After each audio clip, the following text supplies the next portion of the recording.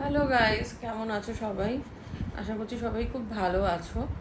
তো এর আগের ভিডিওটাতে আমি যেটা বলেছিলাম যে আমি একটা ভিডিও নিয়ে আসবো যেখানে এন্টায়ার প্রেগনেন্সিতে কী ধরনের টেস্ট উডবি মমের করা হয় সেইগুলোর আমি একটা ডিটেল ধারণা তোমাদেরকে দেব। তো আজকের ভিডিওটাতে আমি সেই ব্যাপারেই কথা বলবো। তো before I go in to the details of those tastes, just মানে এটা নিশ্চয়ই হয়তো সবাই জানো, তাও আমি একবার আইটারেট করে দিচ্ছি। প্রেগনেন্সি হয় হচ্ছে এন্টায়ার 40 উইক্সের জন্য, 40 সপ্তাহ। তো 40 সপ্তাহের মধ্যে এই সপ্তাহটা কিন্তু স্টার্ট হয় তোমার কনসিভ করার সময় থেকে নয়, র্যাদার তোমার কনসিভ করারও আরও অ্যাটলিস্ট 2 উইক্স আগে থেকে। তো ডাক্তারের কাছে তুমি যখনই প্রথম যাবে, ডাক্তার তোমাকে প্রথম যে জিনিসটা জিজ্ঞেস করবেন সেটা হচ্ছে এলএমপি বা তোমার লাস্ট মেনস্ট্রুয়েশন ডেট কবে ছিল, এবং অ্যাকর্ডিংলি তোমার উইক ক্যালকুলেট করা স্টার্ট হবে। তো before you conceive, whenever your period starts in the previous cycle, from that day itself the week count starts. তার মানে হচ্ছে ধরো তোমার সে তুমি, আমি একটা হাইপোথেটিক্যাল এক্সাম্পল নিচ্ছি, ধরো 29শে জানুয়ারি তোমার লাস্ট মেনস্ট্রুয়েশন সাইকেলের স্টার্টিং ডেট ছিল, ঠিক আছে? তাহলে সেই প্রথম দিন থেকে তোমার ফার্স্ট উইক ক্যালকুলেশন স্টার্ট হবে, এবং ওই উইকটাকে ফার্স্ট সপ্তাহ ধরে নেক্সট 40 সপ্তাহ, যদি তুমি থার্ড উইকে কনসিভ করে যাও তাহলে নেক্সট 40 সপ্তাহ জুড়ে তোমার প্রেগনেন্সি চলবে। ফার্স্ট উইক সেকেন্ড উইক হয়ে গেল, থার্ড উইকে তুমি কনসিভ করলে, ফোর্থ উইক এই জায়গাটায় তুমি কিছু বুঝতে পারবে না। ফিফথ উইকে গিয়ে আবার তোমার নর্মাল সাইকেল হওয়ার কথা, যেটা তুমি মিস করলে, এবং সেই জায়গা থেকে হয়তো তুমি মানে ভাবা শুরু করলে যে if you have already conceived or not. এবং এই সময়টা হচ্ছে যখন তুমি তুমি যদি শিওর থাকো তাহলে তুমি ডাক্তারের কাছে যেতে পারো, অথবা আজকাল বাজারে বিভিন্ন ধরনের হোম প্রেগনেন্সি টেস্ট কিট পাওয়া যায়, তো সেই কিট দিয়ে তুমি দেখে নিতে পারো the moment you miss your period, তুমি সেই মোমেন্টে দেখে নিতে পারো যে if it's a positive or not. এবং তারপরে তুমি যাবে তোমার ডাক্তারের কাছে, রাইট? এবং আমি সাজেস্ট করব সবাইকে, যেহেতু সমস্ত রকম মেডিকেল টেস্টেরই একটা ফলস পজিটিভ রেট থাকে, তো in that case I would suggest তোমরা বেশ কয়েকবার করো। আমার নিজের ক্ষেত্রে আমি বলতে পারি আমি অ্যাকচুয়ালি পরপর 3বার হোম প্রেগনেন্সি কিট দিয়ে করেছিলাম, তারপরে আমি আমার ডাক্তারের সাথে কনসাল্ট করেছিলাম। তাহলে এইটা হচ্ছে এই যে প্রথম 1 মাস, এই ফেজটার মধ্যে বেসিক্যালি তুমি মানে প্রথম 1 মাস রাদার 5 সপ্তাহের মধ্যে তুমি কনসিভ করছো, এবং ইন দ্যাট কেস তুমি তোমার নেক্সট সাইকেলটা মিস করছো। অনেকের ক্ষেত্রেই হয় নেক্সট সাইকেলটা তুমি মিস করবে না, ফিফথ উইকে অনেকেরই হয়তো একটু স্পটিং হচ্ছে, যে কারণে অনেক সময় মহিলারা বুঝতে পারেন না যে তারা অলরেডি কনসিভ করেছে। এটাও কিন্তু স্বাভাবিক, এটা আমি আমার গাইনাকের কাছ থেকে জেনেছি। যখন আমি গেছিলাম উনি আমাকে জিজ্ঞেস করেছিলেন তোমার কোনো রকম স্পটিং কিছু হচ্ছে কি না, সেটাও কিন্তু হতে পারে। স্পটিং এবং ধরো পেটে একটু ক্র্যাম্পিং, হালকা একটু চিনচিনে ব্যথা, এটাও কিন্তু স্বাভাবিক, এটাও কিন্তু হতে পারে। কিন্তু সেক্ষেত্রে আমি রেকমেন্ড করবো তোমরা ডক্টরের সাথে গিয়ে কথা বলো, এবং তার কিছুদিনের পরেই উনি তোমাকে ইউরিন টেস্ট হোক বা ব্লাড টেস্ট হোক সেগুলো সাজেস্ট করবেন, তো সেখান থেকে তুমি কনফার্ম হয়ে যাবে। তো এইটা হলো একদম ইনিশিয়েশন, যেখানে তুমি বুঝতে পারলে যে তুমি কনসিভ করেছো। এরপর থেকে কী কী টেস্ট দেবে এসো আমরা এবার সেইগুলো দেখে নিই। আচ্ছা, আমি এখানে তোমাদের জন্য একটা চার্ট মতো বানিয়েছি, যেখানে উইক অন উইক আমি একটা এক্সাম্পল নিয়ে লিখেছি। তো সেখানে কিভাবে উইক অন উইক জিনিসটা ভ্যারি করছে এবং কোন উইকে কী টেস্ট করছো সেই ডিটেলসটা আমি দিয়েছি। তাহলে যেটা আমি বললাম, এখানে আমার এলএমপি হচ্ছে 29 জানুয়ারি। সো আমার ফার্স্ট উইক হচ্ছে 29 জানুয়ারি থেকে 4 ফেব্রুয়ারি, এই উইকটা হচ্ছে আমার প্রথম সপ্তাহ।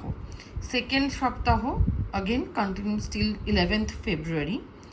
তো বেসিক্যালি আমি কনসিভ করছি হচ্ছে গিয়ে এই থার্ড উইকে, which is somewhere in between 12th February to 18th February. এই সময়টার মাঝখানে কোথাও আমার কনসেপশনটা হচ্ছে, রাইট? আচ্ছা, এবারে 4th and 5th এই দুটো উইকের মধ্যে বেসিক্যালি কি হবে বলো তো? মানে আইডিয়ালি আমার যদি 28 ডেজের একটা সাইকেল আমি চিন্তা করি, ইন দ্যাট কেস 5th আবার তোমার নেক্সট সাইকেলটা হওয়ার কথা, and you are missing that cycle here, এবং তখন তুমি মনে মনে ভাববে যে কেন আমি সাইকেলটা মিস করলাম। এছাড়াও ওয়ান্স ইউ কনসিভ, রাইট, তারপরে পরেই বেসিক্যালি তোমার কিছু শারীরিক পরিবর্তন আসতে থাকে। ভীষণ প্রমিনেন্ট যেটা হচ্ছে, আমার নিজের যেটা মনে হয়েছিল, খুব উইক ফিল হয়, সকালবেলা ঘুম থেকে উঠতে ইচ্ছে করে না, মাথাটা অল্প অল্প ঘোরায়। আই এম নট শিওর কারোর মানে ওই মর্নিং সিকনেসটা হয় কিনা, বাট মোস্ট প্রবাবলি এইখানে এই 4-5-6 এই সপ্তাহতে তুমি বেসিক্যালি ওই জিনিসটাও এক্সপিরিয়েন্স করা স্টার্ট করতে পারো, ঠিক আছে?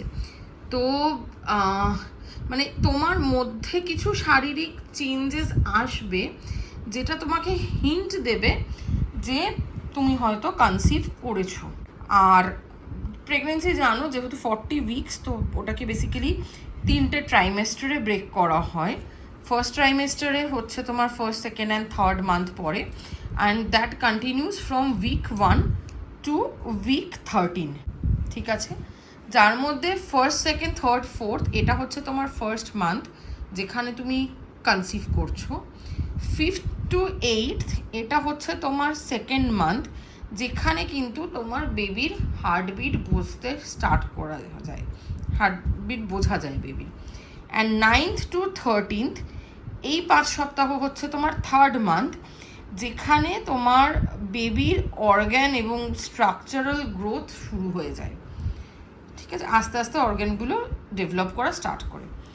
আর একটা ব্যাপার হচ্ছে মিসক্যারেজের সম্ভাবনা সব থেকে বেশি থাকে এই ফার্স্ট ট্রাইমেস্টারে, যার ফলে তুমি দেখবে যে মানে ডাক্তার তোমাকে সাজেস্ট করবেন যে ভীষণ কেয়ারফুল থাকতে হবে। শুধু ডাক্তার না, মানে আমাদের মা ঠাকুমারা সবাই আর কি এই ধরনের কথাই বলে থাকেন যে ভীষণ কেয়ারফুল থাকবে, এবং জেনারেলি লোকজন খবরটা জানাতেও চায় না প্রথম 3 মাসের মধ্যে, which is just because যে রিস্কটা থেকে যায়। আফটার ফার্স্ট ট্রাইমেস্টার এই রিস্কটা আস্তে আস্তে কমে, ঠিক আছে? তাহলে এইটা গেল তোমার ফার্স্ট 3টে মাস, এবং সেখানে আমি তোমায় বললাম যে মানে কোনটাতে কি হয়। টেস্টগুলোতে আমি এখনও আসিনি, আমি আপাতত তোমাদের প্রথমে এই 40 উইকসে কোথায় কি পরিবর্তন হয় সেই জায়গাটা বুঝিয়ে দিচ্ছি। এখানে যেমন দেখতে পাচ্ছ আমি 8th উইকে একটা লিখে রেখেছি টেস্ট 1, 13th উইকে লিখে রেখেছি টেস্ট 2, এইগুলো আমি ডিটেলে পরে কভার করছি। আচ্ছা, এবারে আমরা আসছি হচ্ছে সেকেন্ড ট্রাইমেস্টারে, অ্যান্ড দিস ইজ প্রবাবলি তোমার মানে হানিমুন পিরিয়ড বলতে পারো আর কি, কমফোর্টেবল সব থেকে বেশি। অনেকেই ফার্স্ট ট্রাইমেস্টারে ঠিকঠাক খাওয়া দাওয়া করতে পারে না, সেকেন্ড ট্রাইমেস্টারে গিয়ে তোমার খিদের অনুভূতি বাড়তে থাকে। In fact you would need frequent food intake সেই সময়। সেকেন্ড ট্রাইমেস্টারে দেখো 4th মান্থ যেটা লাস্ট করে হচ্ছে 14th to 17th উইক, এই 4 সপ্তাহে এই সময় বেসিক্যালি বেবির জেন্ডার ডেভেলপ করে। বাট সবাই নিশ্চয়ই জানো জেন্ডার আইডেন্টিফিকেশন আমাদের দেশে কিন্তু ইটস আ পানিশেবল ক্রাইম। আমাদের এখানে এটা ইললিগাল অ্যাক্টিভিটি। সো না তোমার মেডিকেল প্র্যাকটিশনার যিনি থাকবেন তিনি জেন্ডার আইডেন্টিফিকেশন এক্সারসাইজ করবেন, না তিনি তোমাকে এটা জানাবেন। আচ্ছা, এখানে একটা তোমার টেস্ট 3 থাকবে, আর তারপরে দেখতে পাচ্ছ 5th মান্থ আর একটা টেস্ট 4 আছে, তো আমি এগুলোকে ডিটেলে কভার করবো। আচ্ছা, 18th উইক থেকে 21st উইক, মান্থ 5, এইটা হচ্ছে তোমার মান্থ 5 যেখানে তুমি কিন্তু অ্যাকচুয়ালি তোমার বেবিকে ফিল করা স্টার্ট করবে। সো এই তোমার 18 থেকে 24 সপ্তাহের মধ্যে বলে প্রথম বেবির কিক ফিল করা যায়, এবং কিকটা কিন্তু এখানে মানে লিটারালি কিক নয়, মানে এমন নয় যে এই সময়ই তোমাকে বেবি মানে কিক করতে স্টার্ট করবে। বেসিক্যালি বেবির মুভমেন্ট হালকা হালকাভাবে বোঝা স্টার্ট হবে। এখানে একটা জিনিস বলি, আমি নিজে যেমন একটু লেটেই বুঝেছিলাম আমার বেবির মুভমেন্ট। প্রথম মানে তুমি একটু কনফিউজড হয়ে যাবে যে তোমার পেটে গ্যাস বাবল আছে নাকি তোমার মানে কিছু একটু মুভ করছে ভেতরে, মানে ফিলিংটা অনেকটা ওরকম গ্যাস বাবল বলো বা সে একটা প্রজাপতি তোমার পেটের মধ্যে ঘুরে বেড়াচ্ছে, এরকম টাইপের একটা ফিলিং হয়। এবং এটা সবাই বলে ফার্স্ট প্রেগনেন্সিতে এই মুভমেন্টটা লোকজন একটু লেটে বোঝে, কারণ অফকোর্স আগের মানে এক্সপিরিয়েন্স নেই। কিন্তু যারা সেকেন্ড প্রেগনেন্সিতে রয়েছে তারা কিন্তু অফকোর্স যেহেতু তারা এক্সপিরিয়েন্স, তাদের পক্ষে এটা ফিল করাটা অনেক আর্লি পসিবল। আমার যারা প্রথমবার করছি বা কনসিভ করছি তাদের পক্ষে একটু ডিফিকাল্ট, বাট এই সময়টাতে you will start feeling the kick. আর ফাইনালি সেকেন্ড ট্রাইমেস্টারের যেটা last month which is month 6, সেটা লাস্ট করবে হচ্ছে 22nd থেকে 26th উইক অবধি। এবং এই সময় তোমার বেবির হ্যান্ড রিফ্লেক্সেসও শুরু হবে। তো আস্তে আস্তে বেসিক্যালি যত দিন যেতে থাকবে তোমার বেবির মুভমেন্টস নড়াচড়া আস্তে আস্তে আরও বাড়তে থাকবে, ঠিক আছে? এইটা গেল সেকেন্ড উইক, যেখানে আরেকটা টেস্ট 5 আছে দেখতে সরি সেকেন্ড ট্রাইমেস্টার, যেখানে আরেকটা টেস্ট আছে test 5 in 21 and 22nd week. এই দুটোর মধ্যে কখনো তোমাকে করতে হবে। আচ্ছা, এবার আসি ফাইনাল অ্যাজ ইন থার্ড ট্রাইমেস্টারে। 7th মান্থটা তবুও ঠিক আছে, 7th মান্থের শেষ থেকেই আর কি কিন্তু মানে বেবির গ্রোথ অনেকটা বেশি হতে থাকে। এবং এই সময় লাস্ট ট্রাইমেস্টারটাই লোকে বলে যে মানে বেবির ডাবল গ্রো করে বোধহয়। আর যত দিন যাবে তোমার কিন্তু শারীরিক কষ্ট বাড়বে। এটা একটা মানে কি বলবো আগাম জানিয়ে দেওয়া আর কি, যারা নিউ উডবি মম বা যারা প্ল্যান করছো তাদের জন্য। থার্ড ট্রাইমেস্টারটা আমার এক্সপিরিয়েন্সে সব থেকে বেশি কঠিন এই কারণে, মানে তোমার শারীরিক কন্ডিশনের পার্সপেক্টিভ থেকে তুমি আস্তে আস্তে প্রচুর ওয়েট গেইন করবে। এবং মানে যত তোমার বেবি গ্রো করবে তত হয়তো তোমার উপরের দিকে একটু চাপ লাগতে আরম্ভ করবে। আমার এরকম মাঝে মধ্যে হয় যে মানে মাঝরাতে হয়তো একটু দম বন্ধ হয়ে আসছে, তখন একটু উঠে বসে নিতে হয়। শেষের দিকে হাত পা সব ফুলে ফুলে যাবে, ব্যথা করবে, কোমরে ব্যথা করবে, বেশিক্ষণ দাঁড়িয়ে থাকতে পারবে না। এগুলো তোমাদেরকে ভয় পাওয়ানোর জন্য বলছি না। However the good part is এই সময় তুমি তোমার বেবির মুভমেন্ট সব থেকে ভালো বুঝতে পারবে। তো এখানে লিটারালি কিকিং তুমি ফিল করবে। এবং আমার পার্সোনালি মনে হয় যত বেশি তুমি এই জিনিসটা ফিল করবে, তোমার বেবির মুভমেন্ট রিফ্লেক্স, তত বেশি তোমার সাথে তোমার বেবির যে একটা বন্ড সেটা তৈরি হবে আরও ভালোভাবে। আমার মনে হয় এটা ভীষণ ইম্পর্ট্যান্ট। বেবিকে দেখার অনেক আগে থেকেই বেবির সাথে একটা আত্মিক যোগ তোমার তৈরি হবে। আচ্ছা, এবারে দেখো এই 27 থেকে 30 উইক এইটা হচ্ছে মান্থ 7, 31 থেকে 35 এইটা হচ্ছে মান্থ 8, আর 36 থেকে 40 এটা হচ্ছে মান্থ 9 অর তোমার মানে ফাইনাল মান্থ আর কি। আর 7th মান্থে তোমার বেবির এবিলিটি টু ব্রিথ আস্তে আস্তে স্টার্ট করে, মানে তোমার বেবি নিঃশ্বাস নিতে আরম্ভ করতে পারে। তার মানে কি, কংগ্রাচুলেশনস, তোমার যদি প্রিম্যাচিওর ডেলিভারিও হয় তোমার বেবি কিন্তু সুস্থ থাকতে পারবে, তাকে ডাক্তাররা ঠিকঠাকভাবে রাখতে পারবে। 8th মান্থে it's a full grown human being actually, organ সব হয়ে গেছে। 9th মান্থে সেই গ্রোথটা আরও ফাইনাল মানে আরেকটু বেশি হয় এই যা। 8th মান্থে কিন্তু বেবি তোমার মানে সমস্ত রকম ফিচার্স সব কিছু তোমার বেবির রেডি হয়ে গেছে। অ্যান্ড যারা বাঙালি তারা জানো 7 নম্বর মাস, কারোর ক্ষেত্রে অবশ্য 5 মাসেও ইজ ওয়েন তোমার শ্বশুরবাড়ি থেকে তোমাকে স্বাদ খাওয়ানো হবে। আমার এটা অলরেডি হয়ে গেছে। আর 9th মান্থ হচ্ছে ফাইনালি যখন তোমার মা তোমাকে স্বাদ খাওয়াবেন, রাইট? তো এই হচ্ছে 3টে ট্রাইমেস্টার, এবং এখানে দেখতে পাচ্ছ টেস্ট 6, টেস্ট 7 আর ফাইনালি টেস্ট 8। থার্ড ট্রাইমেস্টারে এই 3টে টেস্টের কথা আমি এখানে রেখেছি। আর 40th উইক আমাদের ওই LMP 29 জানুয়ারি ধরলে পরে 40th উইক কমপ্লিট হচ্ছে 3rd নভেম্বরে। তো বেসিক্যালি এই 37, 38, 39, 40 এটাকে বলা হয় ফুল টার্ম। আর তার আগে ডেলিভারি হওয়া মানে সেটা হচ্ছে একটু প্রি টার্ম হয়ে গেল, একটু প্রিম্যাচিওর হয়ে গেল। আর এই ডেটের এই চারটার বেসিসে এক্সপেক্টেড ডিউ ডেট হচ্ছে 4th নভেম্বর। ঠিক আছে, তো এই হচ্ছে তোমার 3টে ট্রাইমেস্টারের ব্রেকআপ। এবারে আমরা চলে আসব আমাদের টেস্টগুলোতে। প্রথম টেস্ট যেটা হচ্ছে মিড অফ 8th উইক, এই সময় তোমার যে টেস্টটা হবে সেটা হচ্ছে মানে USG ফর প্রেগনেন্সি, যেখানে তোমার ডেটিং, লোকেশন অ্যান্ড ভায়াবিলিটি এটা চেক করা হয়। ডেটিং মানে হচ্ছে বেসিক্যালি কবে তোমার রাফলি কনসেপশন হয়েছে, তোমার মানে ফেটাসের বয়স কত এখন এক্স্যাক্টলি। সবসময় ধরো তুমি ভাবছো যে এই তারিখে আমার লাস্ট মেনস্ট্রুয়েশন সাইকেল হয়েছিল, তো তার মানেই যে অ্যাকর্ডিংলি তোমার ইয়েটা হবে, কি বলে, এক্সপেক্টেড ডিউ ডেট হবে, সবসময় সেটা নাও হতে পারে। তো ইউএসজিতে একটা পার্টিকুলার ডেট ওরা ওখান থেকে বেরিয়ে আসে বেসিক্যালি, সেটা হচ্ছে ডেটিং, যেখান থেকে তোমার এক্সপেক্টেড ডিউ ডেটটা ক্যালকুলেটেড হয়ে যায়। ভায়াবিলিটি হচ্ছে কোনো রকম অ্যাবনর্মালিটিস আছে কিনা, একটা ভেরি আর্লি স্টেজ, যে প্রেগনেন্সিটা লাস্ট করবে কি না, রাইট? আচ্ছা, তার সাথে আরও অনেক রকম টেস্ট আমার ডক্টর দিয়েছিলেন। আই এম নট শিওর সবার ক্ষেত্রেই এটা দেওয়া হবে কি না, বাট এই প্রেগনেন্সি টেস্টটা কিন্তু ইজ আ মাস্ট। এখান থেকে তুমি কনফার্ম হবে তোমার প্রেগনেন্সি সম্বন্ধে। আমাকে এর সাথে আপার অ্যাবডোমেনের একটা টেস্ট দেওয়া হয়েছিল, এবং বেশ কিছু ব্লাড টেস্ট এবং ইউরিন টেস্ট দেওয়া হয়েছিল। যেমন দেখতে পাচ্ছ তোমার এখানে basically haemoglobin, blood group, urea, uric acid. আমার নিজের ইনফ্যাক্ট ইউরিক অ্যাসিড আছে।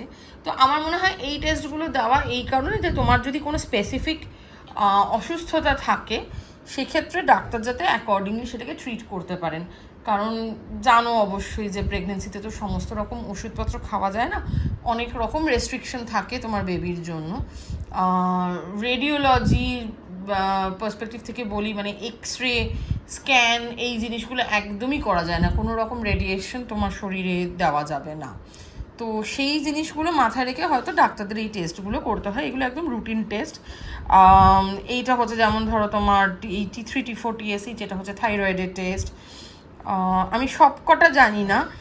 HPLC, যেটা কিন্তু হাজব্যান্ডদেরও করতে দেওয়া হয়। এখানে দেখছো আমি একটা লিখে রেখেছি যে হাজব্যান্ডদের জন্য আরেকটা চেক করা হয় ব্লাড গ্রুপ আর HPLCটা মোস্ট প্রবাবলি, আমি শিওর নই, যদি কোনো ডক্টর কেউ এই ভিডিওটা দেখে থাকেন তাহলে প্লিজ আমাকে একটু কারেক্ট করে দেবেন, বাট মোস্ট প্রবাবলি এটা থ্যালাসেমিয়া রিলেটেড কিছু একটা টেস্ট, যেটা হাজব্যান্ড ওয়াইফ দুজনের জন্যই করা হয়। তো এখানে আরও অনেক কিছুই আছে দেখতে পাচ্ছ। ভিটামিন ডি ভীষণ ইম্পর্টেন্ট, মহিলাদের বেশিরভাগ সময়ই দেখা যায় যে এটা ডেফিসিয়েন্সি থাকে, আমার নিজেরও আছে। কিন্তু আরেকটা মনে রাখবে, আমি একজন অর্থোপেডিক ডক্টরকেও দেখিয়েছিলাম, তিনি আমাকে যে ওষুধ রেকমেন্ড করেছিলেন, আমার গাইনাক কিন্তু সেই ওষুধের ডোজ অনেক কমিয়ে দিয়েছিলেন, কারণ উনি বলেছিলেন প্রেগনেন্সিতে এত হাই ডোজের ওষুধ খাওয়া যায় না। সো ইটস ভেরি ক্রুশিয়াল যে তোমার ডাক্তার যদি অবশ্যই মনে করেন, তাহলে এই সমস্ত কটা টেস্ট হয়ে যাক, যাতে তোমার কোনো রকম প্রবলেম আছে কিনা সেটা ডাক্তার আইডেন্টিফাই করে অ্যাকর্ডিংলি তোমাকে ট্রিট করতে পারেন। ঠিক আছে, এবং HIV টেস্ট অফকোর্স এটা তো করা দরকার, এটা অনেক সময় শেষের দিকেও আরেকটা করা হয়। আর ইউরিনের কিছু রুটিন আর কালচার বোধহয়, ইউরিনেরও কিছু টেস্ট, তো এগুলো একদম রেগুলার টেস্ট। এটা হলো তোমার 8th উইকে এই টেস্টটা হয়ে গেল।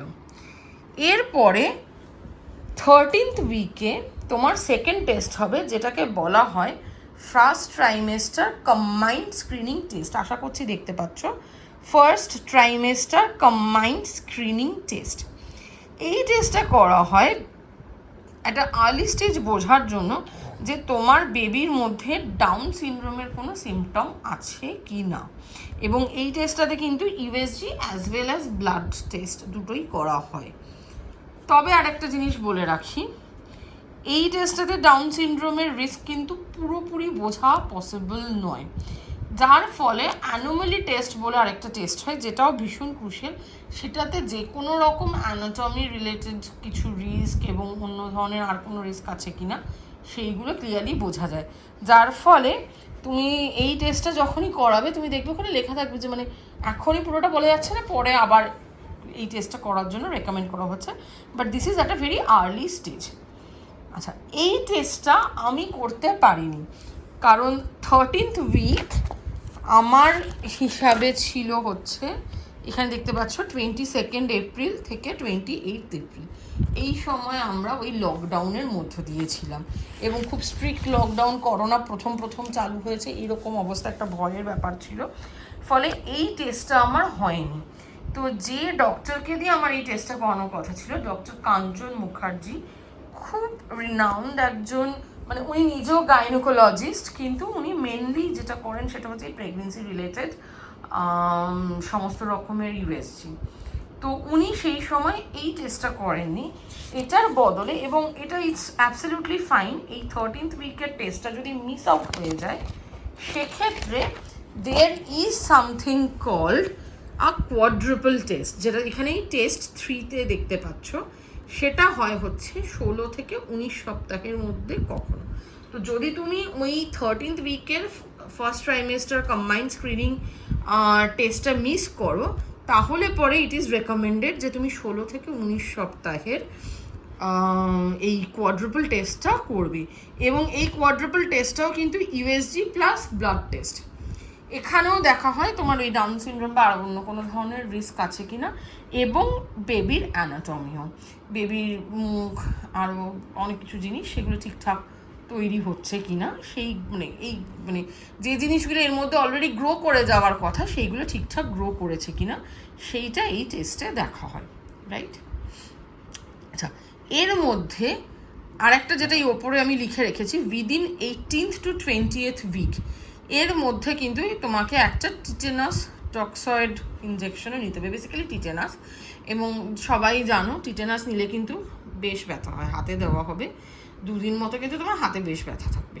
আচ্ছা, এবার চলে আসছি টেস্ট 4-এ, যেটা হচ্ছে 19 থেকে 20 সপ্তাহের মধ্যে কখনো তোমাকে নিতে হবে। ভীষণ ক্রুশিয়াল একটা টেস্ট, যেটা হচ্ছে pregnancy USG for fetal anomaly screening. তোমার বেবির গ্রোথ ঠিকঠাক মতো হচ্ছে নাকি তার কোনো রকম অ্যানোমালাস কিছু মানে কিছু সমস্যা আছে, যেটা ইজ অ্যানোমালাস, মানে যেটা হওয়ার কথা নয় কিন্তু দেখা যাচ্ছে অ্যাবনর্মালিটিস কিছু। ধরো তোমার বেবির ফেশিয়াল গ্রোথ ঠিকঠাক হয়েছে কিনা, নাক চোখ মুখ এই জিনিসগুলো ঠিকঠাক মতো তৈরি হয়েছে কিনা, কিডনি ঠিকঠাক মতো তৈরি হয়েছে কিনা, হাত পা ঠিকঠাক মতো তৈরি হয়েছে কিনা, হার্টবিট কীরকম আসছে, এই সমস্ত জিনিসগুলো কিন্তু এই অ্যানোমালি টেস্টে দেখা হয়, ঠিক আছে? আচ্ছা, এইবারে আরেকটা কথা বলি, অ্যানোমালি টেস্টটা রেকমেন্ড করা হয় 19th থেকে 20th উইকের মধ্যে। এরম সময় হতেই পারে তোমার বেবির হার্টের গ্রোথটা হয়তো ঠিকঠাক বোঝা যাচ্ছে না, সেটা বিভিন্ন কারণে হতে পারে, কিন্তু হয়তো এই পিরিয়ডটাতে ঠিকঠাক বোঝা যাচ্ছে না। তখন তোমাকে তোমার ডক্টর রেকমেন্ড করবেন 21st এবং 22nd উইকের মধ্যে, অথবা কারোর ক্ষেত্রে 22nd থেকে 23rd উইকের মধ্যে, এটা ডিপেন্ডিং অন বেবির গ্রোথ কীরকম হচ্ছে, একটা ফেটাল ইকোকার্ডিওগ্রাফি টেস্ট করতে। এটা হচ্ছে তোমার বেবির হার্ট কিরকম, মানে ইকোকার্ডিওগ্রাম অফ দ্য বেবি বলতে পারো আর কি, তোমার নয় তোমার বেবির। সেখানে বেবির কার্ডিয়াক ডেভেলপমেন্ট কেমন সেই জিনিসটা এখানে বোঝা যাবে। এটা যেরকম বললাম, মানে ইট ডিপেন্ডস অন 21-22 সপ্তাহ না 22-23 সপ্তাহ, ঠিক আছে? এটা হয়ে গেল আমাদের টেস্ট 5। এরপরে দেখো উইক 20-তে তোমাকে আবার একটা ইঞ্জেকশন নিতে হবে, এটা কি করে উচ্চারণ করব, ফ্লু কোয়াড্রি সামথিং কিছু একটা। এটা হচ্ছে কোনো রকম ফ্লুয়ের যাতে মায়ের না হয় সেই জন্য একটা নেওয়া, এটা আমার ডক্টর রেকমেন্ড করেছিলেন, তো সেটা নিতে হয়েছে। আর উইক 23-তে তোমাকে আবার একটা টিটেনাস নিতে হবে, তাহলে তুমি 2টো টিটেনাস নিচ্ছ। একটা হচ্ছে উইক 18 থেকে 20-র মধ্যে একটা 1 টিটেনাস, আর একটা হচ্ছে উইক 23-তে আর একটা টিটেনাস। আর উইক 20-তে এই ফ্লু না হওয়ার জন্য একটা ইঞ্জেকশন। ঠিক আছে, এই ইঞ্জেকশনগুলো হয়ে গেল। আচ্ছা, এবার আরেকটা জিনিস বলি, এইটা যেটা আমাকে দেওয়া হয়েছে, অনেক সময় কি হয়, যদি ডাক্তার বোঝে যে তোমার প্রিম্যাচিওর ডেলিভারি হওয়ার চান্সেস আছে, তখন এই অ্যারাউন্ড ধরো উইক 28 থেকে 38-এর মধ্যে তোমার ডক্টর তোমাকে আরেকটা ইঞ্জেকশন বলবেন, যেটা এই কি বেটনেসল না কি যেন একটা, যেটা অ্যাকচুয়ালি হেল্প করবে তোমার বেবির লাংস ফর্মেশনে। লাংসটা আমি মানে again if I am not wrong হয়তো একটু শেষের দিকে ডেভেলপ করে, যার ফলে প্রিম্যাচিওর ডেলিভারির ক্ষেত্রে যদি লাংসটা ফুল ফর্মেশন না হয় তখন বেবির কিন্তু শ্বাস প্রশ্বাস নিতে অসুবিধা হয়।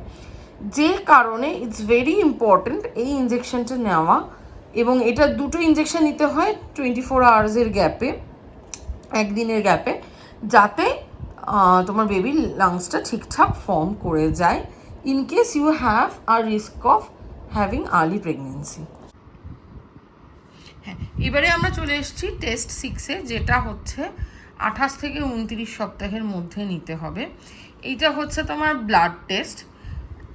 এখানে 1 নম্বর মেজার করা হয় তোমার সুগার লেভেল। তো তোমাকে খালি পেটে 75 গ্রাম গ্লুকন্ডি খেতে হবে, মানে গ্লুকোজ টেস্ট এটা বলতে পারো, গ্লুকোজ খেতে হবে 75 গ্রাম, দিয়ে তার 2 ঘন্টা বাদে তোমাকে ব্লাড দিতে হবে। সেখান থেকে তোমার সুগার লেভেল দেখা হবে। সিবিসি বা কমপ্লিট ব্লাড কাউন্ট, এটাতে তোমার ওই মানে ব্লাডের একটা রুটিন টেস্ট আর কি। আর এসজিপিটি হচ্ছে তোমার লিভার ফাংশন টেস্ট। ঠিক আছে, মানে এলএফটি যেটা একদম প্রথম যে লিস্ট অফ ইয়েগুলো ছিল, ব্লাড টেস্টগুলো ছিল, ওখানে দেখবে একটা এলএফটি বলে টেস্ট ছিল, লিভার ফাংশন টেস্ট। এসজিপিটি হচ্ছে কিন্তু তারই একটা পার্ট, তোমার লিভার কীরকম আছে সেটা দেখা। এটা হয়ে গেল টেস্ট 6। টেস্ট 7 আগেন ভীষণ ইম্পর্ট্যান্ট, 32 উইকে নেওয়া হয়, যেটা হচ্ছে ডপলার টেস্ট। তো এটা হচ্ছে ইউএসজি, ডপলার টেস্ট হচ্ছে ইউএসজি, যেখানে তোমার বেবির গ্রোথটা দেখা হয়। এবং এখানে ধরো তোমার বেবির ওজনটা, রাফ একটা এস্টিমেটেড ওজনও ওরা কিন্তু দিয়ে দেয়। ঠিক আছে, তোমার বেবি ওভারঅল কেমন গ্রোথ হচ্ছে, তোমার বেবির হার্টবিট কীরকম আছে, সেইটা ডপলার টেস্ট থেকে তুমি জানতে পারবে। And please do not miss this test, it's very important. তার সাথে হচ্ছে ইসিজি এবং ইকোকার্ডিওগ্রাম, মানে 2D ইকো। এইগুলো হচ্ছে বেসিক্যালি তোমার অপারেশনের আগের রুটিন, এটা সবাই তোমাকে করতে বলবে। আমাকে এটা 32 উইকে করতে বলা হয়েছে, তার কারণ হচ্ছে আমার একটু প্রিম্যাচিওর ডেলিভারি হবে। তো সামওয়্যার অ্যারাউন্ড 36th উইক কি 37th উইক প্রবাবলি, যেখানে আমার ডেলিভারিটা এক্সপেক্টেড। ওই জন্য আমার এই লেভেলেই ইকো আর ইসিজিটা হয়ে যাচ্ছে। তোমরা যদি ফুল টার্মে যাও সেক্ষেত্রে তোমাদের এই টেস্টগুলো কিন্তু অ্যারাউন্ড 35 কি 36 উইকে করতে হবে। এখানেও আরেকটা প্রেগনেন্সি অ্যান্ড ফেটাল ডপলার। তোমার যদি ফুল টার্ম প্রেগনেন্সি হয়, তার মানে 37 সপ্তাহের পরে গিয়ে তোমার ইয়ে হয় 38, 39 কি একদম ফাইনাল উইক 40 উইকে গিয়ে তোমার ডেলিভারি হয়, সেক্ষেত্রে ডপলারটা তোমাকে দুবার রেকমেন্ড করা হচ্ছে, একটা 32 উইকে, একটা হচ্ছে 35 থেকে 36 উইকের মধ্যে। এবং ডিপেন্ডিং অন তোমার এক্সপেক্টেড ডেলিভারি কবে, ইসিজি এবং ইকো এটা চেঞ্জ হবে। যদি তোমার মনে হয় যে মানে তোমার ডাক্তারের মনে হয় তোমার প্রেগনেন্সিটা 3 উইকস কি 4 উইকস এগিয়ে আসবে, সেক্ষেত্রে এটাই 32 উইকেই করে ফেলা হবে, আদারওয়াইজ এটাই 35 কি 36 উইকে করা হবে। ঠিক আছে, এইটা হয়ে গেল। আর ফাইনালি এখন যে সিনারিও, সেই সিনারিওতে তুমি যখনই হসপিটালাইজড হবে তোমার অপারেশনের জন্য, মানে সেটা সি সেকশন হোক কি নর্মাল ডেলিভারি হোক, কোভিড টেস্ট কিন্তু এখন মাস্ট। অ্যাটলিস্ট আমি যে জায়গায় দেখাচ্ছি এবং যেখানে আমি ভর্তি হব, সেখানে Covid test is a month 72 hours prior two hospitalisation. ঠিক আছে, এই হচ্ছে তোমার অল টেস্ট যা যা লাগবে। আর একটা হচ্ছে উইক 29 আর 30th উইকে বুস্ট্রিক্স বলে একটা ইঞ্জেকশন, এটাও আরেকটা যেটা দেওয়া হবে। এটা হচ্ছে তোমার ফাইনাল ইঞ্জেকশন, তারপরে আর কোনো ইঞ্জেকশন আপাতত আমার অন্তত আর কিছু দেওয়া হয়নি। আর এই হচ্ছে তোমার টোটাল লিস্ট অফ টেস্ট যেগুলো তোমাদেরকে পারফর্ম করতে হবে। তো এই মানে এইটা নিয়েই মানে সবার আগে মানে আমার যেটা হয়তো আগেই বলা উচিত ছিল, সমস্ত যারা এক্সপেক্টেড মাদার যারা আমার ভিডিওটা দেখছো তাদের সবাইকে কংগ্রাচুলেশনস, যারা ট্রাই করছো বেবির জন্য তাদের সবাইকে অল দ্য ভেরি বেস্ট। আশা করব এই ভিডিওটা তোমাদের কিছু হলেও হালকা হলেও কাজে এসেছে, এবং কিছুই না, জাস্ট একটু নিজেদেরকে প্রিপেয়ার করে রাখা যে কীরম কীরম প্রসিজারের মধ্যে দিয়ে তোমাকে যেতে হবে এই জার্নিটাতে। So I wish you all the very luck. যারা অলরেডি এই জার্নিটার মধ্যে রয়েছে, আশা করছি তোমরা সবাই খুব ভালো থাকবে এবং তোমাদের বেবিরা সুস্থ সবল হয়ে পৃথিবীর আলো দেখবে। সবাই খুব ভালো থেকো। With this I sign out, take care, bye by.